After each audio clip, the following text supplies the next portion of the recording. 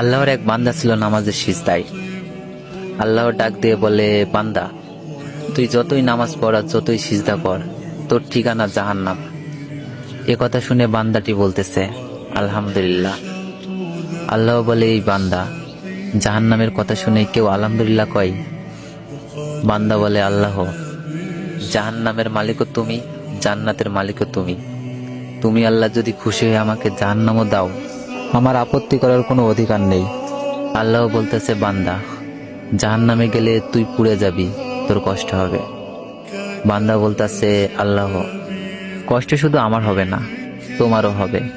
আল্লাহ বলে, বান্দা তুই পুড়বি জাহান্নামে, আমার কষ্ট কেন হবে?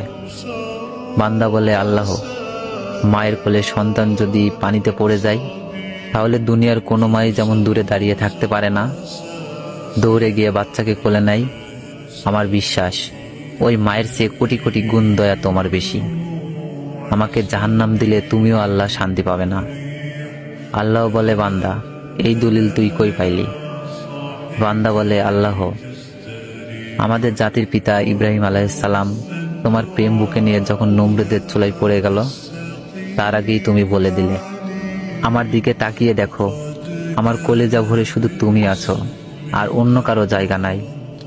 আল্লাহ বলে, বান্দা আমার প্রেমের ভক্তি নিয়ে যদি কেউ জাহান্নামেও যায়, আমি জাহান্নামকেও জান্নাত বানিয়ে দিব। সুবহানাল্লাহ।